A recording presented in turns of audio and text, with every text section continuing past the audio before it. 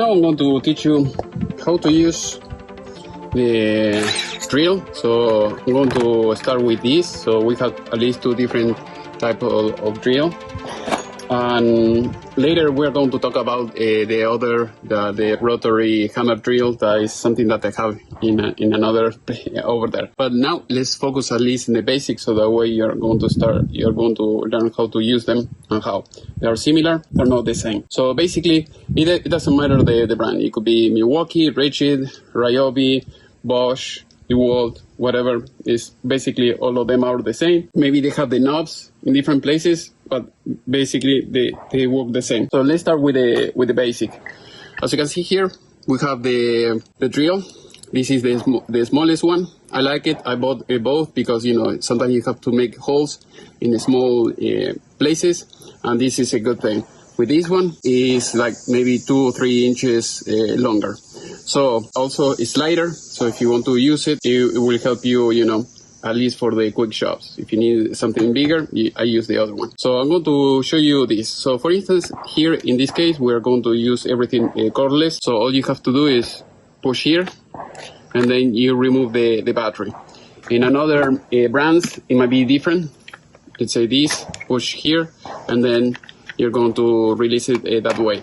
So every brand is a little bit different, but kind of is all the same. Sometimes you have to push only one button, sometimes you have to push 2. So with this, you can exchange the battery. So with this button, once you push it here, as you can see here, we have 3 bars. So that it will indicate the charge of the battery. So that is very important before you start using it. And then after that, you're going to have a trigger here. And then you have another button here on the side. And then you're going to have another knob or handle here. So I'll teach you this. So this is to start the drill, as you can see. If you push it just a little bit, it will spin slow. And if you want to push it harder, I mean, if you push it harder, it will go faster, as you can see, and it goes faster. Then you have this. This is the gearbox. It's like in the cars, you know, like the manual cars. Even in the automatic is the same, but it will change by itself. So let's say that you're driving like a stick shift. So basically, you put it here on number 2.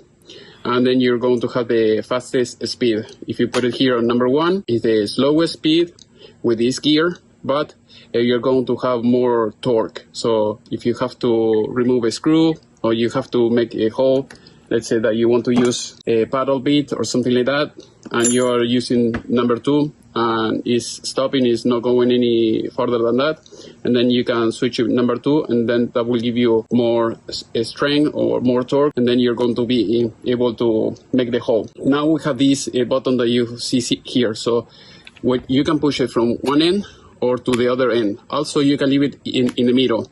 If you leave it in the middle, it's a safe trigger. So the good thing, if you leave it in the middle and you have it in your toolbox, you're not going to be, I mean, the battery is going to last longer, because I mean, if you put it in the toolbox, if for some reason, you know, some other tool is pushing the trigger, it's going to spin, and maybe it can spin for hours until you realize that the battery is completely dead or something like that, or you stop driving around. So if you push it, let's say here on this side, on the right side, it will turn to the right, and if you push it towards the other side, and you push the trigger, you see it's going towards the other side.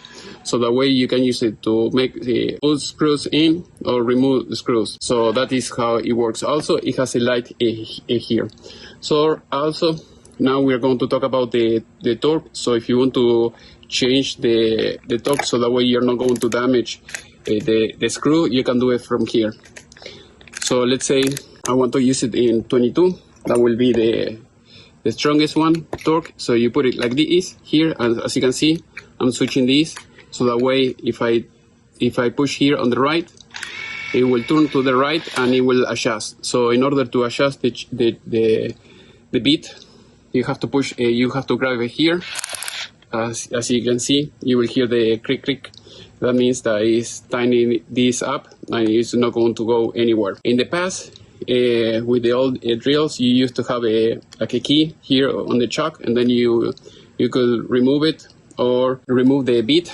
You can tighten it up or down. You can tighten it up or loosen it by doing, by moving it with the key. But here in today's age, we have this type of chuck is much better. So basically, you do this, and I'm removing the screw. So now I'm going to put it in the lowest setting. So the way you see is, let's say, number 2, as you can see here. I'm going to tighten this up, and then it will stop in some part of the path of the screw. You see here, for instance, it's too weak. It will not go any further. But if I move it a little bit, let's say torque 8, you see, it will not damage the head. The head will stay cool, and it will not strip the head, because as you can see, this is no spinning anymore. But what happens if I put it, all the way? If you put it, let's say here, where it shows the bit, as you can see, and I try to do the same, and then it will start, the drill bit will start chopping up and down, and that will destroy or strip the head, also the bit as well. So when you're in that situation, and you have to remove the screw, or you have to put it, let's say here, and if you use this, it's going to be more likely that you're going to damage it. But if you use it, like a lower setting, let's say 2 or something like that, the screw will not get damaged. This will not spin, and you know that you have the right torque. Let's say that I don't know, whatever you're using, it needs a specific torque. Maybe you can adjust it with this. Usually you have another tool for the torque. Let's say that you don't want to damage it, or it's very delicate or something like that. You can use this, and that's it. So let's say that you want to make a hole here on this refrigerator. You can use that. I'm going to show you so that way you see how it works. As you can see here, I have a self-tapping screw. I'm going to make another class about the different types of screws. So you put it here, for instance, and then I'm going to use it in the lowest setting here, as you can see. You see, it doesn't go any further when there is a little bit of ness here.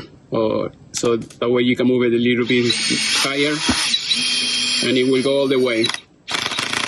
So that way, you see, it's stopping here. We are on 5. It's not moving any further. So if I keep trying to put pressure here, it's going to break the metal, and it's going to make it maybe a little bit larger. And you're going to strip the threads. So that is the good thing about using this.